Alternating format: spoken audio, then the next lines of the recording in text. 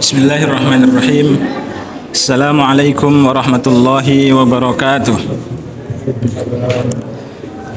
Innal hamdalillah nahmaduhu wa nasta'inuhu wa nastaghfiruh wa na'udzu billahi min shururi anfusina wa min sayyiati a'malina.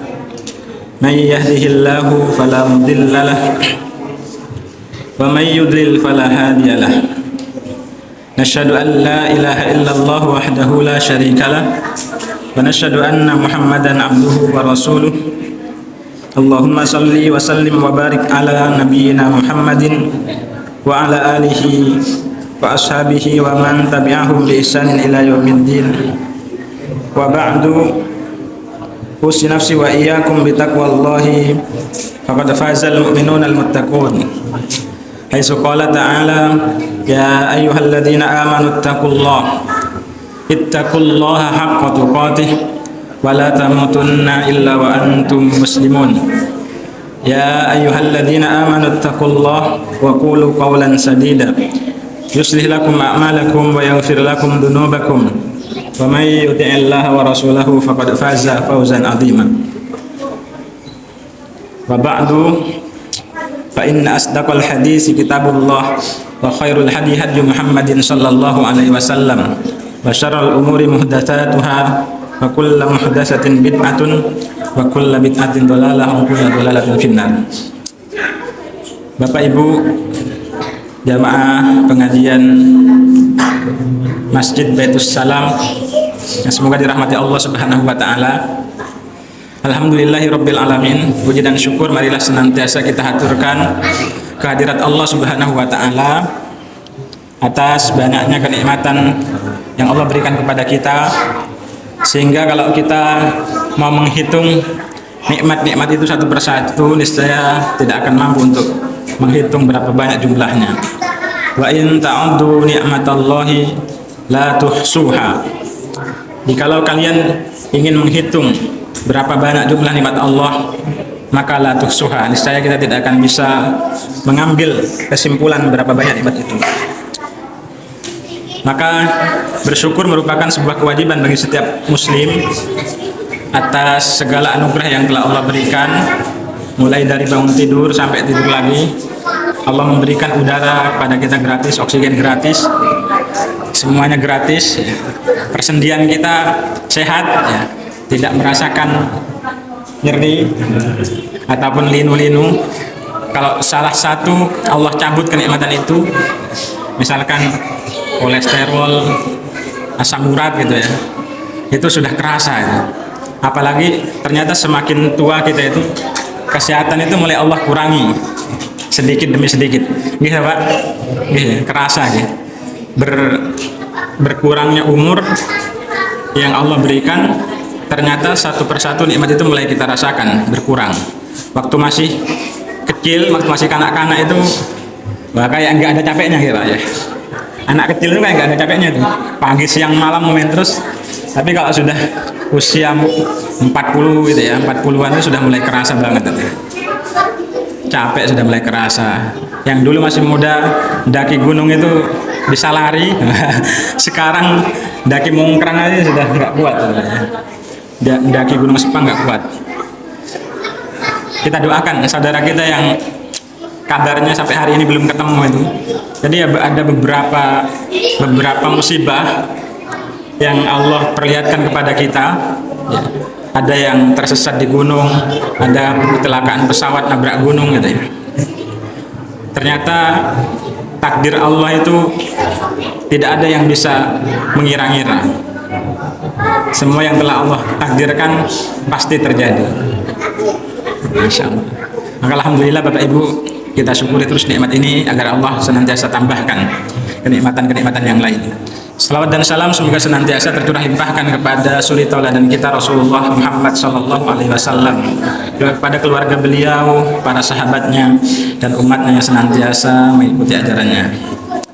Sebelum saya sampaikan pengajian, saya mohon maaf yang sebesar-besarnya kepada Bapak Ibu jamaah, khususnya kepada takmir ya.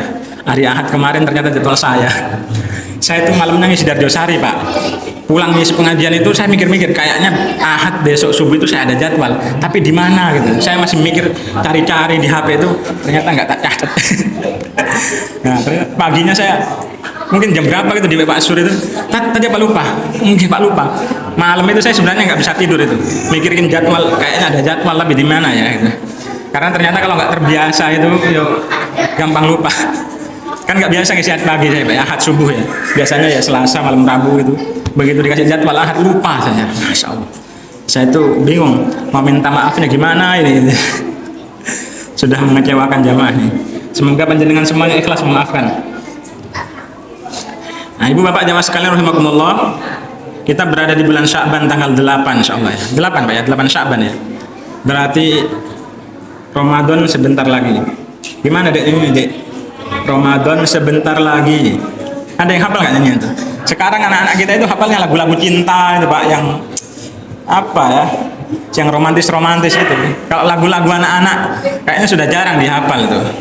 Yang lagi ngetren, lagi viral ini lagu apa ini? Apa Pak lagunya Pak, yang kalau kita buka TikTok itu muncul, kalau kita buka YouTube itu muncul gitu ya, buka Instagram muncul. Sebelum menjadi milik orang, gimana sih lagunya? Duh, saya lupa ya. Sebentar. Gimana Pak? Nah, saya lupa Pak. Tadi kayaknya saya kirim itu. Oh, jangan tunggu lama-lama. Jangan tunggu-tunggu lama sebelum waktu sholat habis maksudnya. Kalau di lagu itu kan jangan tunggu lama-lama. Jangan tunggu lama-lama nanti menjadi milik orang katanya. Jangan tunggu lama-lama. Jadi waktu sholat itu nggak harus ditunggu. Kita harus sudah siap. Ini bisa kita plesetkan ini syairnya ini. Tanggal 8 Sya'ban. Bulan Sya'ban kata Nabi SAW adalah bulan yang banyak dilalaikan oleh umat manusia. Dzalika syahrun yaghfulun nasu anha baina Rajabin wa Ramadan. Bulan Sya'ban itu adalah bulan yang banyak dilalaikan oleh umat manusia karena terletak di antara dua bulan yang mulia. Di antara bulan-bulan Rajab, di antara bulan Rajab dan Ramadan. Jadi di pertengahan. Kalau kita sering membahas bulan Rajab itu adalah bulan hurum, bulan haram, bulan yang dimuliakan, maka banyak orang semangat beramal soleh, termasuk semangat puasa. Nah begitu Sya'ban, banyak orang yang santai-santai. Wah, Sya'ban, waktunya santai karena sebentar lagi Ramadan gitu. Padahal disebutkan di dalam sebuah riwayat bahwa syahru Rajabin, bahasanya kok enggak ini, Syahru Rajab, Syahru Zara. Bulan Rajab itu adalah bulan waktunya kita menanam amal sebanyak-banyaknya. Bulan Sya'ban, Syahru Zara. Bulan Sya'ban waktunya kita menyiram, memupuk gitu ya, supaya tanaman itu tumbuh subur. Nah, nanti Ramadan kita panen. Kalau dari bulan Rajab sudah siap, ya, bulan Rajab sudah disiapkan, mulai melatih diri, memperbanyak amal soleh, latihan puasa gitu. Di bulan Sya'ban juga memperbanyak puasa, karena salah satu bulan yang Rasulullah paling banyak puasa itu di bulan Sya'ban. Aisyah hampir-hampir tidak pernah melihat Rasulullah tidak puasa bulan Sya'ban, bahkan sampai terus bablas sampai bulan Ramadan ya. Maka mari kita isi bulan Sya'ban ini nanti dengan memperbanyak puasa. Jangan sampai tidak puasa, perbanyak puasa. Kemudian mulai melatih untuk qiyamul lail, sholat malamnya mulai ditingkatkan ya. Sholat malamnya mulai ditingkatkan supaya di satu bulan nanti kita tidak kaget. Jadi ibadah itu juga perlu pemanasan. Sebagaimana Rasulullah ketika melaksanakan sholat malam, itu kan beliau melaksanakan sholat iftitah, sholat sunnah iftitah 2 rakaat ringan supaya nggak kaget. Sama ternyata Rasulullah mengajarkan di dalam ibadah itu agar kita step by step pemanasan dulu. Nah, kalau olahraga juga sama kan gitu. Kalau olahraga nggak pemanasan itu biasanya merengkeleng ya, merengkel kabeh, kaku semua badannya. Karena saya pernah merasakan itu 5 tahun nggak futsal. Kemarin diajak futsal sama teman-teman itu langsung pemanasan cuma muter lapangan 1 kali, habis itu langsung futsal, seminggu sakit badannya. Niatnya pengen sehat, ternyata malah seminggu ini sakit semua di badan, sehingga pekan berikutnya nggak futsal. Masya Allah. Maka semoga ibadah yang sudah kita pupuk dari bulan-bulan sebelumnya ini nanti betul-betul menjadikan diri kita lebih siap lagi untuk mengisi bulan Ramadan dengan amalan-amalan yang berkualitas. Nah, karena bulan Sya'ban itu bulan yang banyak dilalaikan oleh manusia, kata Nabi, maka kita sebagai umat Nabi Muhammad SAW mestinya mengisi bulan Sya'ban itu dengan amalan-amalan ketaatan. Sya'ban itu kan kalau secara bahasa berasal dari kata sya'bun ya.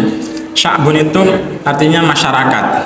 Menjadi sya'banun artinya sekelompok masyarakat, sekelompok orang yang mereka berkumpul pada zaman jahiliyah dulu. Mereka berkumpul tapi berkelompok-kelompok gitu, terpencar-pencar. Nah, mereka mencari perbekalan, mencari mata air yang mereka persiapkan supaya nanti di Ramadan itu sudah tidak perlu lagi capek-capek ya cari air atau musumi air itu apa namanya, kalau bahasa Jawanya ngangsu ya siapa mas itu loh, ngambil air dari sumur dibawa pulang. Kalau sekarang kan sudah ada keran ya. Jadi mereka mempersiapkan Ramadan itu betul-betul, orang jahiliyah aja dulu mempersiapkan bekal sebaik-baiknya ya. Maka ini mengajarkan kepada kita agar kita persiapkan bekal, baik itu fisik maupun segalanya, untuk bisa mengisi Ramadan dengan amalan yang maksimal. Nah, jemaah sekalian yang semoga dirahmati Allah Subhanahu wa taala, malam hari ini kita lanjutkan hadis yang ke-8 ya. Hadis yang ke-8. Umirtu an uqatilan nas hatta yashhadu an la ilaha illallah wa anna muhammadar rasulullah wa yuqimus shalah wa yu'tuz zakah fa idza fa'alu dzalika asamu minni dima'ahum wa amwalahum illa bihaqqil islam wa hisabuhum 'ala Allah. Dalam hadis yang lain di dalam Sahih Bukhari dari sahabat Anas bin Malik radhiyallahu anhu, dari Nabi sallallahu alaihi wasallam, beliau bersabda, umirtu an uqatilan nas hatta yashhadu an la ilaha illallah wa anna muhammadan abduhu wa rasuluh fa idza syahidu an la ilaha illallah. Nah di sini beda kata, fa idza syahidu an la ilaha illallah wa anna muhammadar rasulullah wa sallu salatana, ditambah wa sallu salatana wa istaqbalu qiblatana wa akalu dhabihatana faqad hurrimat alaina dima'uhum wa amwaluhum illa bihaqqiha. Ini kena angin, ini agak ini ya, agak lemah. sudah banyak, sudah lama sekali ini mengiringi kita, membersamai kita ngaji ini. Ternyata barang elektronik itu juga ada masa-masa lemahnya. Manusia sama Pak ya. Ada masa-masa futur, ada masa-masa semangat ya. Masa-masa futur itu adalah masa-masa ketika kita jenuh, kadang beribadah itu jenuh. Maka telah sungguh beruntunglah orang yang di masa futurnya itu berada dalam ketaatan kepada Allah. Karena kadang orang kalau sudah putus semangat, patah semangat itu kan biasanya maunya mengisi dengan hal-hal yang ya kurang bermanfaat ya. Maka telah sungguh beruntung orang yang mengisi masa futurnya dengan hal-hal yang bermanfaat, dengan ketaatan. Maka kalau kita sedang futur, sedang putus asa, sedang tidak semangat, harusnya kita kembalinya kepada Allah. Karena ketika kita kembali kepada Allah, itulah kemudian Allah akan menolong kita. Taubat itu sendiri kan maknanya kembali ya, taba ya tubuh, kembali kepada Allah. Bertaubat kepada Allah, kembali kepada Allah itu artinya menyerahkan seluruh urusan kita kepada Allah, memperbaiki kepribadian kita, bersungguh-sungguh untuk tidak mengulangi hal-hal yang dulu pernah kita lakukan. Pernah mungkin kita melakukan maksiat ataupun dosa, kalau sudah bertaubat, taubatan nasuha itu artinya taubat yang tidak kembali lagi, taubat yang tidak mengulangi lagi, bukan taubat sambel ya. Nah, jemaah sekalian yang semoga dirahmati Allah Subhanahu wa taala, wa kharraja Muslimun min hadis Abi Malik Al-Ashja'i. Imam Muslim kemudian meriwayatkan dari sahabat Abi Malik Al-Ashja'i, dari bapaknya, dia berkata, aku mendengar Rasulullah SAW bersabda, man qala la ilaha illallah wa kafara bima yu'badu min dunillah hurrima maluhu harama maluhu wa damuhu wa hisabu 'ala Allahi jalla jalaluhu. Barang siapa yang berkata la ilaha illallah, tidak ada Tuhan selain Allah, wa kafara bima yu'badu min dunillah, dan mengkufuri segala sesuatu yang diibadai selain Allah, harama maluhu, maka hartanya dan darahnya terlindungi. Wa hisabuhu 'alallahi jalla jalaluhu, dan hisabnya, perhitungan mereka di akhirat nanti terserah Allah Subhanahu wa taala. Tadi sore saya pengajian ibu-ibu itu, saya sampaikan kita itu kadang agak sombong dikit sama Allah. Sombongnya di mana? Setiap kita selesai beribadah itu jarang kita berdoa kepada Allah, ya Allah terimalah. Misalkan kita habis sholat ya, berdoa sama Allah, ya Allah, Allahumma taqabbal minna, ya Allah terimalah amal-amal soleh yang kami lakukan gitu. Kadang kan kita nggak peduli gitu ya. Selesai amal soleh merasa sudah diterima oleh Allah. Maka selesai sholat, sunnahnya itu langsung membaca istighfar, minta ampun sama Allah, karena khawatir dosa-dosa kita sholat yang kita lakukan itu masih ada hal-hal yang menjadikan sholat itu sia-sia. Istighfar sama Allah, astagfirullah, astagfirullah, ya Allah kami minta ampun, kami minta maaf gitu. Karena khawatir tadi sholat kita itu belum sempurna dan belum maksimal. Maka mari kita jadikan pribadi kita ini sebagai pribadi yang senantiasa andap asor. Tidak hanya kepada manusia, tapi justru andap asornya itu betul-betul merasa fakir di hadapan Allah Subhanahu wa taala. Maka kadang ada ustadz atau gus gitu ya. Karena sekarang kan lagi rame, bedanya gus sama ustadz itu apa tuh? Apa Pak bedanya Pak? Gus sama ustadz Pak? Kalau gus itu kita Jawa Timuran ya. Tapi sebenarnya orang Jawa Tengah pun boleh dipanggil gus gitu. Misalkan Gus. Langsung nunduk aja Pak, nggak berani saya sebut namanya. Anaknya kiai ya. Jadi yang bukan anak kiai nggak sah dipanggil Gus ya. Gus, Agus. Nah, jamaah sekalian yang semoga dirahmati Allah Subhanahu wa taala. Tadi saya sampaikan itu. Sehingga kadang ada orang yang sadar, oh iya ya, selama ini saya beribadah sama Allah, merasa sudah diterima. Sehingga kadang lupa berdoa. Berdoanya biasanya hanya Ramadan, ketika Ramadan saja. Biasanya kalau Ramadan itu kan nanti doanya Allahumma taqabbal minna sholatana wa siyamana wa sujudana. Allahumma taqabbal minna sholatana wa siyamana wa qiyamana wa sujudana wa ruku'ana wa sujudana gitu dan lain sebagainya. Padahal sholat itu kan sudah di dalamnya tercakup sujud, ya rukuk, sujud. Apalagi buat ya doa-doa itu. Maka mestinya doa-doa itu kita baca ya setiap saat, karena kita ini beribadah setiap saat, setiap waktu, dan setiap tempat. Kecuali di tempat-tempat yang memang dilarang untuk menyebut nama Allah. Di kamar mandi ya nggak boleh kemudian Allahumma taqabbal minna, minta taqabbal apa di kamar mandi gitu ya. Karena di kamar mandi itu kita buang kotoran dan tempat-tempat najis, tidak diperkenankan untuk berzikir. Jadi siapa yang bersaksi bahwasanya tidak ada Tuhan selain Allah, mengkufuri sesembahan selain Allah, maka darah dan hartanya menjadi terlindungi. Artinya tidak boleh kemudian diperangi, tidak boleh dirampas hartanya. Dulu kan tahun berapa itu sempat agak rame itu membahas masalah harta rampasan perang ya. Fai apa ya? Fai.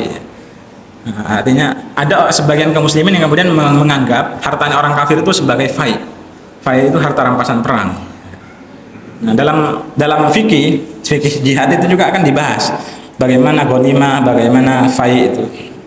Kalau ghanimah itu sudah ditinggalkan oleh, artinya orang-orang kafir, orang-orang non-muslim itu sudah kalah, sehingga harta yang ditinggalkan itu menjadi harta ghanimah namanya. Kalau fai itu diambil karena tidak halal harta mereka gitu. Maka di dalam fai ini juga ada ilmunya ya. Tidak semua kemudian hartanya orang yang tidak seagama dengan kita menjadi halal diambil.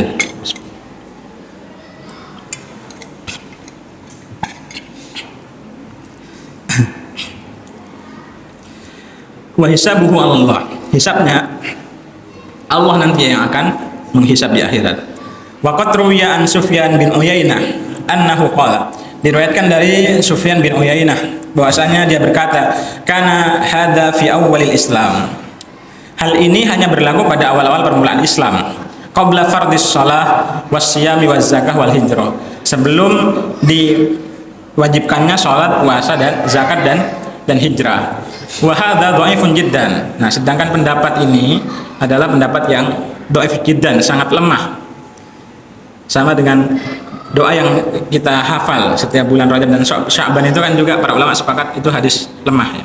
Nah, sementara hadis ini yang mengatakan hukum ini berlaku pada awal-awal Islam saja, sebelum diwajibkannya sholat, siam, zakat, dan hijrah, ini dhaifun jiddan. Wa fi sihhatihi an Sufyan nadhar. Sedangkan status kesohihannya pendapat Sufyan ini masih khilaf. Nah, apakah hadis ini sahih atau dhaif? Nah, itu kesohihan menurut Sufyan itu masih khilaf, masih dipertentangkan di kalangan ulama. Nah, jamaah sekalian yang semoga dirahmati Allah Subhanahu wa taala. Jadi hadis ini umirtu an uqatilan nas hatta yashhadu an la ilaha illallah. Ini menurut Sufyan bin Uyainah berlaku pada zaman awal-awal Islam. Namun kemudian dibantah bahwa hadis ini sangat dhaif. Yang mengatakan sahih itu Sufyan, tapi pendapat Sufyan itu masih khilaf di kalangan ulama. Nah, hadis ini juga artinya tidak boleh kemudian kita mengambil berdasarkan terjemahan langsung ya. Umirtu an uqatilan nas hatta yashhadu an la ilaha illallah. Kalau tekstual kita ambil hadis itu, maka semua orang yang tidak bersyahadat itu nanti akan diperangi. Ya toh? Karena konteks hadisnya seperti itu. Umirtu an uqatilan nas hatta yashhadu an la ilaha illallah. Aku diperintahkan oleh Allah untuk memerangi manusia hingga mereka mau syahadat, mau masuk Islam maksudnya. Nah, ini kalau di titik di titik sampai di situ. Umirtu an uqatilan nas titik. Wah, bahaya itu Pak, aku diperintahkan untuk memerangi manusia gitu ya. Summa qauluhu sallallahu alaihi wasallam, kemudian sabda Nabi sallallahu alaihi wasallam, asamu minni dima'ahum wa amwalahum. Jika mereka sudah mengikrarkan syahadat ya, kemudian melaksanakan sholat, membayar zakat, maka asamu minni dima'ahum, terpeliharalah dariku harta dan darah mereka, dima'ahum darah wa amwalahum, dan harta mereka. Yadullu ala annahu kana 'inda hadzal qawli ma'muran bil qital. Potongan hadis ini ya, umirtu an uqatilan nas, potongan hadis ini menunjukkan bahwa Rasulullah diperintahkan untuk memerangi mereka yang tidak mau syahadat, tidak mau masuk Islam. Wa biqatli man aba al-islam, dan diperintahkan untuk memerangi orang yang menolak Islam. Zaman dulu, ya kan, dulu zaman Nabi itu aslim taslam, orang kalau mau masuk Islam maka niscaya dia akan selamat, selamat dirinya, selamat hartanya. Darah itu kan artinya jiwanya, jiwa yang selamat, kemudian hartanya juga selamat. Wa hadza kulluhu ba'da hijratihi ilal Madinah. Nah, dan hukum-hukum ini berlaku setelah beliau hijrah ke Madinah. Jadi orang harus masuk Islam, kalau enggak mau masuk Islam maka halal harta dan darahnya. Wa minal ma'lumi bidz-dzarurah anna an-nabiy sallallahu alaihi wasallam kana yaqbalu min kulli man ja'ahu yuridu ad-dukhul fil Islam asy-syahadatain faqat. Dan sebagaimana telah diketahui, setelah kita ketahui secara pasti bahwa Nabi sallallahu alaihi wasallam itu menerima setiap orang yang datang kepada Nabi untuk masuk Islam, cukup dengan mengucapkan 2 kalimat syahadat saja. Jadi buktinya orang masuk Islam itu yang pertama adalah ketika dia an-nutqu bisyahadatain, bersaksi bahwasanya tidak ada Tuhan selain Allah dan Nabi Muhammad adalah utusan Allah. Itu sudah cukup, artinya dia sudah muslim. Wa ya'simu damahu bidzalik. Dengan begitu, dengan mengucapkan 2 kalimat syahadat, maka hartanya menjadi terlindungi. Wa yaj'aluhu musliman, dan dia menjadi orang Islam. Jadi orang kalau sudah mengucapkan 2 kalimat syahadat maka dia muslim. Kalau habis itu kemudian dia mengingkari 2 kalimat syahadat itu, maka berarti dia kembali kepada agama sebelumnya. Sebagaimana kasusnya seorang yang menikahi perempuan, dia masuk Islam karena pengen diakui negara. Nah, setelah menikah ternyata dia balik lagi. Maka na'udzubillah min dzalik ya. Orang mengucapkan syahadat sudah menjadi muslim. Waqad ankara ala Usamah bin Zaid qatalahu liman qala la ilaha illallah. Lamma rafa'a alaihi saif wastadda nakiruhu alaihi. Dan beliau sallallahu alaihi wasallam mengingkari tindakan salah seorang sahabat yang bernama Usamah bin Zaid yang membunuh orang yang telah mengucapkan kalimat la ilaha illallah. Ketika Usamah bin Zaid itu hendak menghunuskan pedang, maka Rasulullah sallallahu alaihi wasallam kemudian mengingkari pendapat itu. Jadi menurut Usamah bin Zaid, muslim itu ya kalau dia syahadat kemudian melaksanakan rukun Islam. Jadi kata Nabi Shallallahu Alaihi Wasallam, orang kalau sudah syahadat maka dia muslim. Maka ketika ada orang muslim sudah syahadat, kemudian dia misalkan bunuh diri, maka hukumnya tetap muslim. Tidak kemudian menjadi kafir dengan bunuh dirinya itu. Maka orang yang bunuh diri itu ketika dia muslim tetap disolatkan. Jadi dulu saya waktu masih di pondok itu dengar mungkin dulu belum tahu juga ilmunya ya. Orang bunuh diri katanya nggak boleh disolatkan karena dia sudah kafir.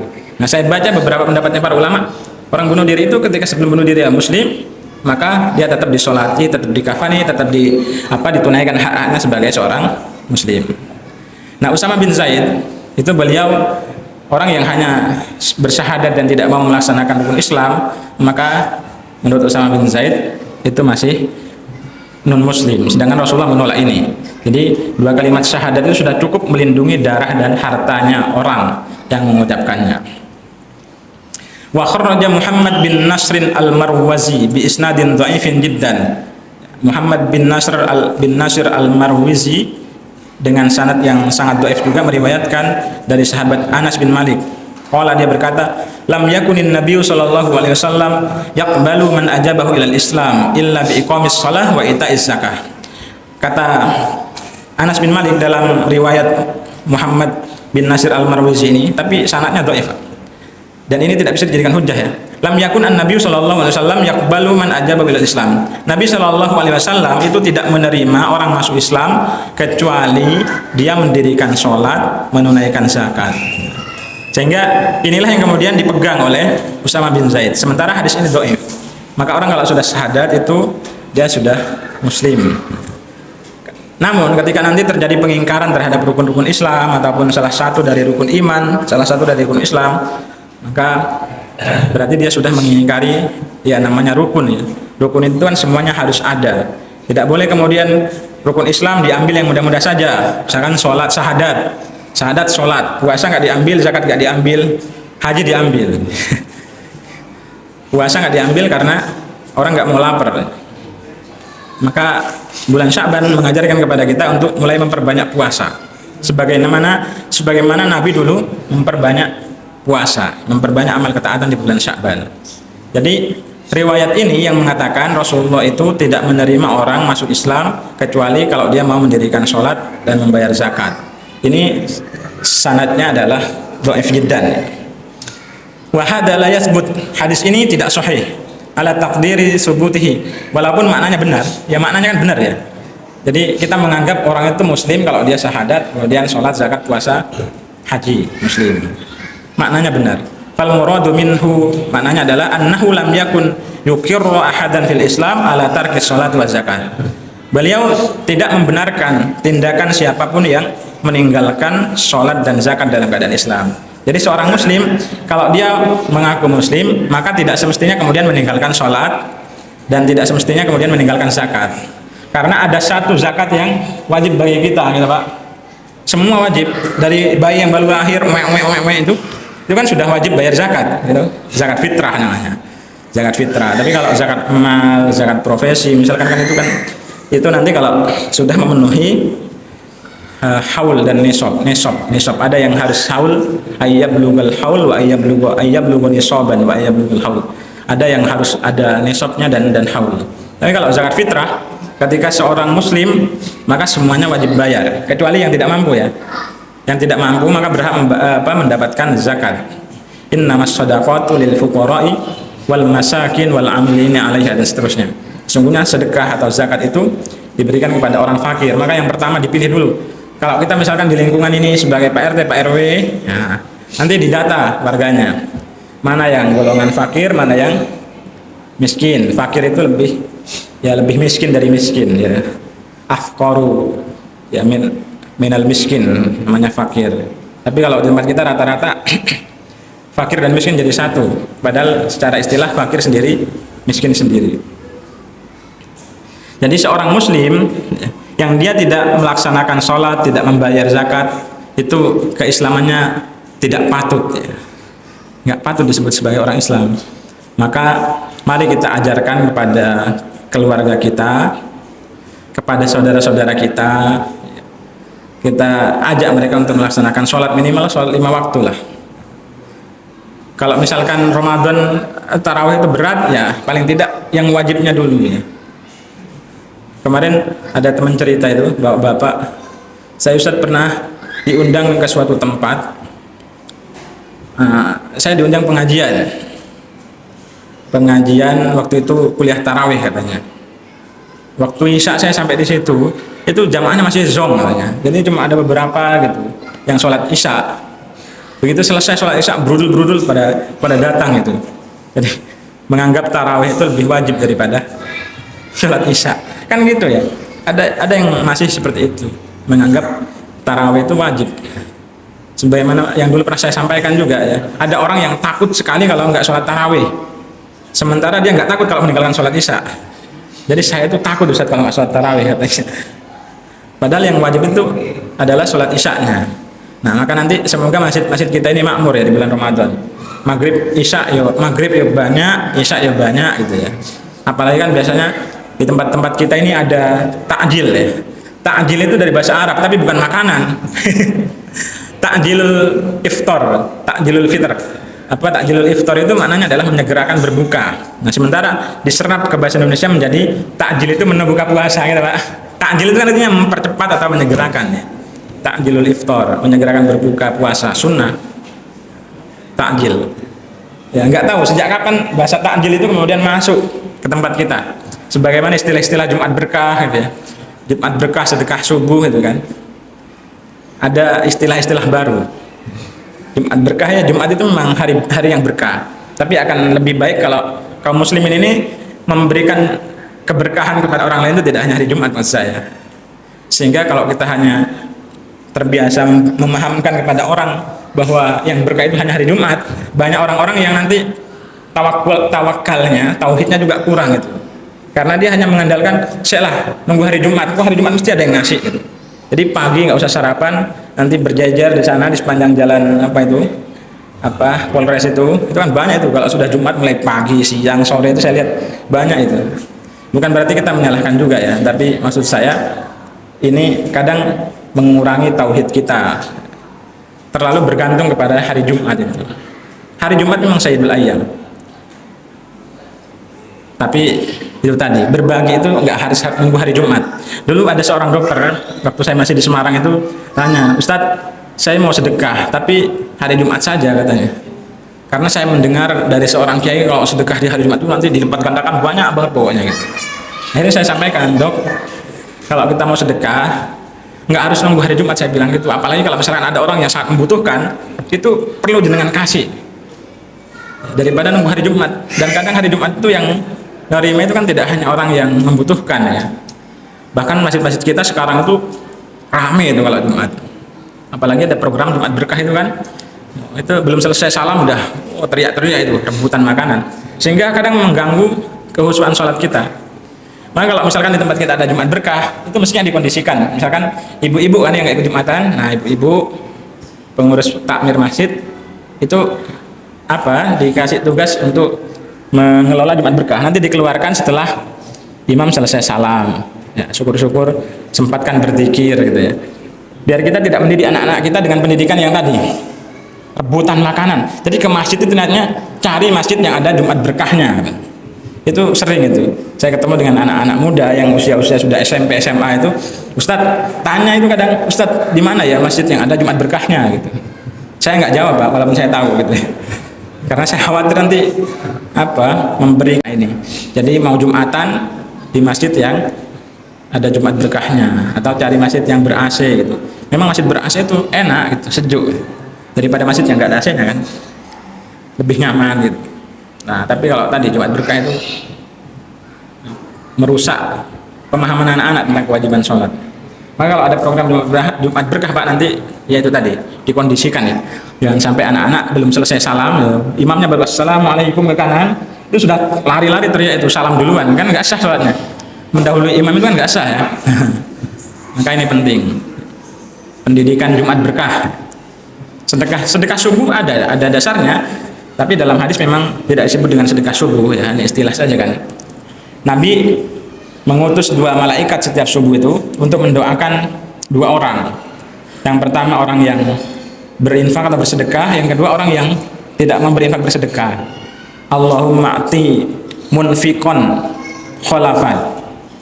Ya Allah, berikanlah ganti yang lebih baik kepada orang yang mau bersedekah di pagi hari, dan berikanlah kebangkrutan ya, kepada orang-orang yang tidak mau berinfak bersedekah.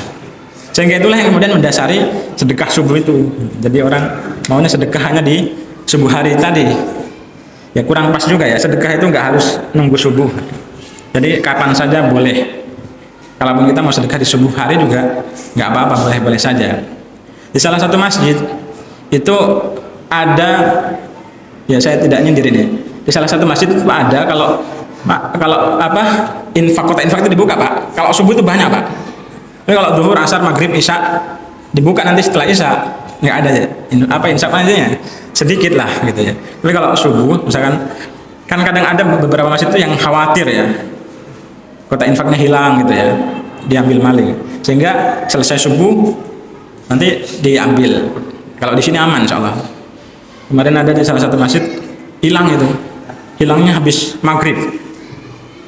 Sebenarnya istri dan anak saya ada, tapi takut mau teriak. Kalau teriak nanti malah terancam. Nah, jamaah sekalian yang semuanya dirahmati Allah, kita boleh kemudian memahamkan orang tentang keutamaan sedekah subuh. Tapi juga difahamkan bahwa sedekah itu tidak harus nunggu subuh tadi, kapanpun, dimanapun boleh, terutama kepada orang-orang yang membutuhkan. Wa bihadza yadharul jam'u baina al-fadhihat ahadisil bab. Maka dari hadis-hadis yang kita bacakan tadi, benang merah yang menghubungkan antara hadis-hadis yang ada ini menjadi jelas. Fa inna kalimatai syahadatain bimujarradihima ta'simu man ata bihima. Dua kalimat syahadat itu sudah cukup untuk melindungi orang yang mengucapkannya. Artinya kalau sudah mengucapkan kalimat syahadat, maka berarti dia adalah seorang muslim. Wa yashiru dzalika musliman. Sehingga kalau sudah mengucapkan dua kalimat syahadat, maka dia sudah menjadi orang Islam. Fa in aqamas shalah wa ataz zakah. Namun jika kemudian dia melaksanakan sholat, menunaikan zakat, wa qama bi syara'il Islam, dan menegakkan syariat Islam, falahu malil muslimin, maka dia berhak mendapatkan apa yang menjadi hak kaum muslimin. Wa alaihim alaihim, dan ia berhak juga mendapatkan sanksi sebagaimana yang diterima oleh kaum muslimin. Sanksi itu artinya maksiat-maksiat yang dilakukan itu akan mendatangkan dosa. Ada beberapa dosa yang kemudian berhak mendapatkan kafaroh ya. Kafaroh itu penebus dosa, penghapus dosa. Misalkan hubungan badan suami istri dengan sengaja di siang hari Ramadan, itu kan wajib bayar kafaroh. Maka nanti Ramadan itu betul-betul puasa Pak, kecuali di malam hari. Di malam hari boleh ya. Jadi orang yang sudah masuk Islam, maka dia berhak mendapatkan apa yang menjadi haknya kaum muslimin, ya artinya dibela, dilindungi, kemudian berhak menerima zakat gitu kan, ketika dia sudah mengikrarkan dua kalimat syahadat. Termasuk berhak mendapatkan pahala ketika dia beramal soleh, mendapatkan dosa ketika dia beramal salah. Wa inna khalla bi syai'in min hadhil arkan, jika dia meninggalkan salah satu daripada rukun-rukun Islam, fa in kanu jama'atan qutilu, jika itu dilakukan secara berkelompok, maka dia diperangi bahasanya ya, bahasanya hadis ini. Wa mimma yadullu ala qitalil jamaah al-mumtani'ina min iqamis shalah wa ita'iz zakah qauluhu ta'ala. Dalil yang menjelaskan hukum memerangi orang yang menolak untuk melaksanakan sholat dan membayar zakat, itu adalah firman Allah Subhanahu wa taala. Surat At-Taubah ayat 5. A'udzubillahi minasyaitonirrajim. Fa in tabu wa aqamus sholata wa atuz zakah fakhallu sabilahum.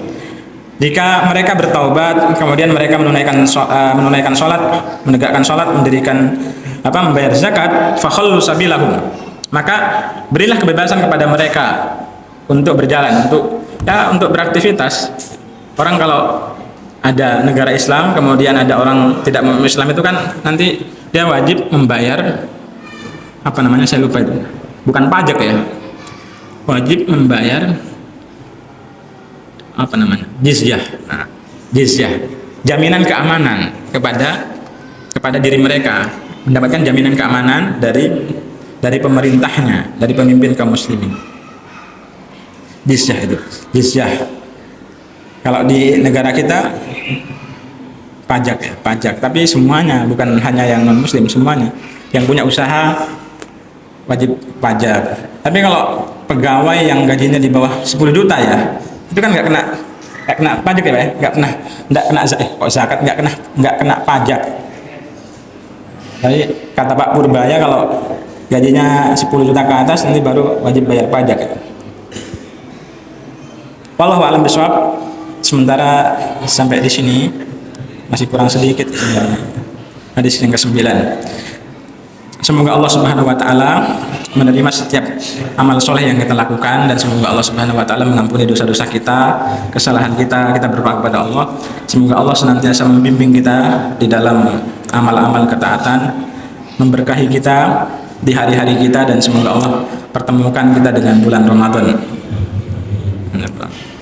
Subhanakallahumma wa bihamdika asyhadu an la ilaha illa anta astaghfiruka wa atubu ilaik. Mohon maaf segala kekurangan. Assalamualaikum warahmatullahi wabarakatuh. Waalaikumsalam.